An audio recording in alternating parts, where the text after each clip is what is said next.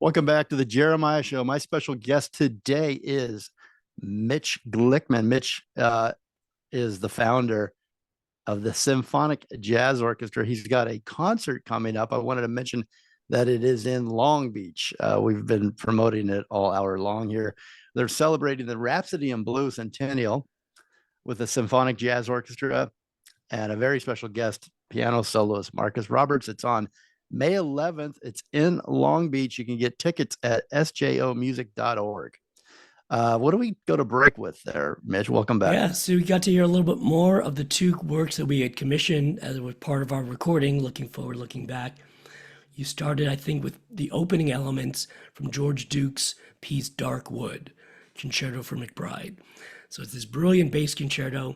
It starts off with Christian playing upright bass. It ends with Christian playing fretless electric bass. It is a tour de force and is beautifully written. And then we concluded with the second movement of Lee Ritenour's piece, Symphonic Captain's Journey. Whoops. Storm. Yeah. Yeah. And the second movement was called Storms. So this was the more livelier closing element that gets pretty intense, as the name implies. So Yeah, I like this when I played it. Recording. Yeah, it's beautiful. So, talk a little bit about the recording process and choosing these pieces. Yeah, I mean, sadly, it all came out of the passing of George Duke. So George was my music partner with the Symphonic Jazz Orchestra until he passed in 2013. I had been on him for over a decade to write a piece for the group. He said, "Oh yeah, definitely, not a problem." He just never had time. He's touring all the time. He's producing all the time. Finally, he had this big tour that got canceled. He said, "All right, I'm going to carve out this month and just write." Finally, he had been sketching over the years, but I'm going to do it. It's like, all right. I said, "George, just give us, 10 minutes, 12 minutes tops would be great." So lo and behold, he gets to work. The piece came up to 22 minutes. He was just going and going and going and going. It was amazing. So we did the concert. We premiered it with Christian at Royce Hall in UCLA, LA, and it was great. It just was this magical marriage again of classical elements, jazz, funk, R&B, improvisation, Spanish music. It was a kitchen sink. It was great. It's like, oh yeah, and we got to do it again. And then sadly that summer was when he passed away. So it's like, oh, after we kind of picked ourselves up after that, it's like, we got to get this recorded. I don't know how, I don't care how, we just got to do this. So we just did some crazy, crowd sharing fundraiser and asked everybody and their mother to chip in. And we did it. We recorded, it was all about his piece. So we recorded the piece with Christian as soloist. And then we also added another commission, which we had done, I don't know, maybe 5 years prior to that, a piece by Lee Ritenour. So that was a great piece for Lee. Dave Grusin was also a soloist. So we put that in there. And then kind of where this whole idea of symphonic jazz begins is Rhapsody in Blue. And we had played that over the years. So it's like, well, let's do that to round out. So looking forward, the new pieces, looking back to kind of where symphonic jazz came from. That's our album. So yeah, go to the website. You can check it out. But yeah, sjomusic.org. And that's, a labor of love, if ever there was one. Well, the Symphonic Jazz Orchestra sounds like a labor of love as well, and a love for the music that your musicians, I'm sure you were very close with. And you mentioned that in the beginning there, when you founded Symphonic Jazz Orchestra, it wasn't profitable, and it took you 10 years to get there. Have you found the secret sauce and the model now? Have you It has built? been this long, slow, steady growth, and it's been beautiful. I now have this incredible staff, an incredible board of directors. So yes, so thankfully we got some traction and some funding, and we don't have Is to. it two different types of, you're a music artist, you're an artist first, right? Would that be fair to say? And then the business side of to maintain that, You got to have both. you got to have You're both, not right? going to get Or one really without good the other. people. So yeah, so a lot of deep diving. We all wear a lot of different hats. But yeah, so the budget certainly has grown, the activities have grown, the number of concerts have grown, the commissions have grown. So it's been a great trajectory, we've been in the black since, Hmm. you know, getting out of there. So whatever, it's been 13 years of kind of steady growth. So yeah, even through COVID, we kind of, we have a very lean and mean operation. So we're able to shift quickly, do a lot of things online, do some virtual teaching. We did some virtual concerts.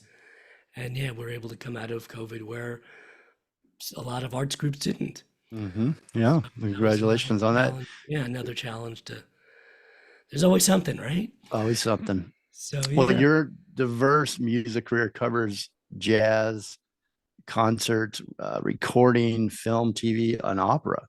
Mhm. And like we've been talking about, you always hear that a life pursuing music is a hard one, a hard life. It's difficult on the monetary side. Yes. Do you find, Mitch, that by being diverse and by you being open to exploring in music, jazz, film scores, and opera, but also on the other side, working in the community, um, online classes, master classes, all the other things that you do to make it work and keep the music alive. You Mhm. find that those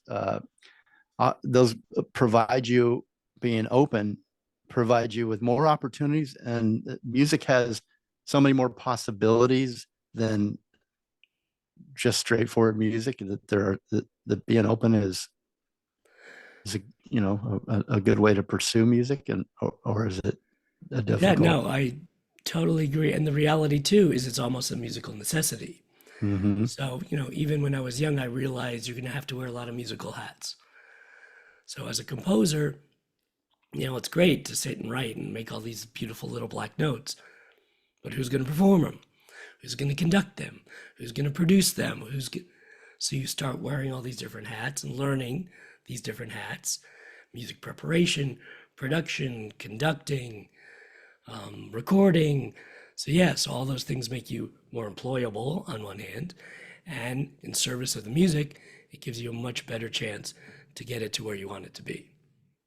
And how did music in schools begin? The program that you started through the It Symphonic started Jazz Orchestra. fairly simply, kind of one-offs. George Duke at the time was very much connected to an elementary school in South Central Los Angeles. Um, and we would just do some assemblies there and some workshops there. The story goes, we can't bring a 68 piece group into an elementary school. So we just brought, I think, like a septet, a 7 piece group. And we played for them and kind of explained what the music was and the instruments. And I've been doing music for a long time. I've never seen an audience so focused, so consumed, so attentive, and so appreciative of music ever in all my days. This is 107th Street, I think, in South Central Elementary. I went up to the principal afterward. I told her all of that. I said, it blew me away. This audience response was phenomenal. Are they like this for all of their assemblies? And she gave me this blank stare. She said, there hasn't been a music assembly here in 17 years. And my heart just dropped. Horrible. There's this feeling. He's like, what do you mean? The arts just over the years, chop, chop, chop, chop, chop. In these communities, that's the first thing that's going to go. And literally generations of students are not getting any kind of arts exposure. So that obviously made it very, very clear that something's got to change. And I can't be everything to everybody, but maybe in this one corner of the world, I can make a dent. So we started building, we piloted some programs. This got well received, and it just kept growing and growing. So now we have 4 school districts we work with. I think we have 15 school partners, all elementary, kinder through 5th. And it's not about performing per se, it's planting these seeds. We are all creative creatures. Certainly up until about age 8 or 9, no kid wants to sit in a desk and learn. They learn by moving and doing and singing and playing and jumping. So it's very cross curriculum. We tie all this together. We plant some really good seeds. Music is math, math is music. So there's a lot we get done. But yeah, so that's really where the focus of our group and our work is in these communities, so that it's definitely getting better.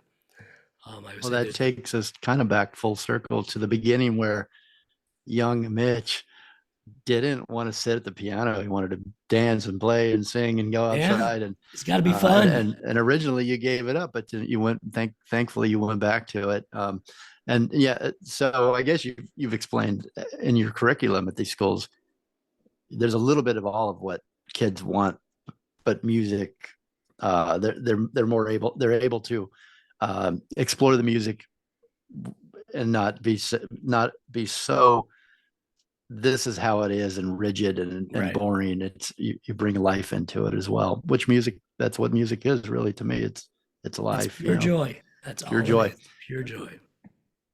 Okay, well, have I'm just curious. That was a beautiful story by the teacher, a sad story, but beautiful how you turned it around and turned it into something beautiful.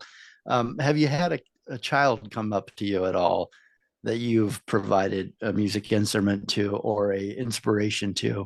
Do you have any personal stories We like don't that? really track our students like that because our job here is planting seeds. It's the Johnny Appleseed kind of analogy, and you have no idea where those are going to go. It's going to take a long time, Hmm. 10 years, 12 years for, oh, yeah, I remember that one thing. And now they really got good at this instrument, or they really even learned to dance, even learned. I hope they Well, become great mathematicians because of our music program. So, yeah, it's hard to tell. so I Um, think someone will come back.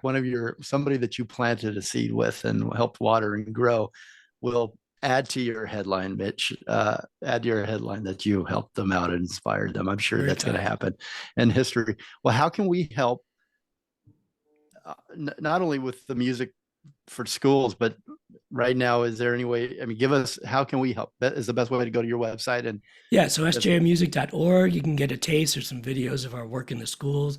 There's a way to donate if you go to the website as well, tax deductible. We're a nonprofit group, as nonprofit as it gets. Um, and then finally, we have a wonderful concert where you can come and support May 11th at the Carpenter Performing Arts Center, which is on the campus of Cal State Long Beach. Beautiful concert hall down there. And we're going to celebrate this 100th anniversary of Rhapsody in Blue. Marcus Roberts is our brilliant soloist. Some of you may remember from 60 Minutes, they did this great profile on Marcus. Absolutely stunningly brilliant. And it's a very special version, unlike anything you've ever heard, trust me. It's normally about a 16-minute piece. Marcus's version's about 30 minutes. And talk about pure joy. That's what he injects in this piece. He just opens it up and it's so celebratory. yeah. So we're going to do that along with another early piece. Well, So that's yeah, perfect. yep. Yeah, go ahead. I'm sorry. So yeah, so check it out May 11th. It's a Saturday night. The website again, sjomusic.org, will give you all the details. But yeah, very special night indeed. Speaking of Marcus Roberts, and speaking of Rhapsody in Blue, we got the instrumental version here by Marcus Roberts. We're going to go to break with that right now. Anything you'd like to say about that you have not yet, Yeah, Mitch? sadly, you're only going to get a little taste because again, this is Mhm. a 30-minute version, but you'll feel some of Marcus's magic in this.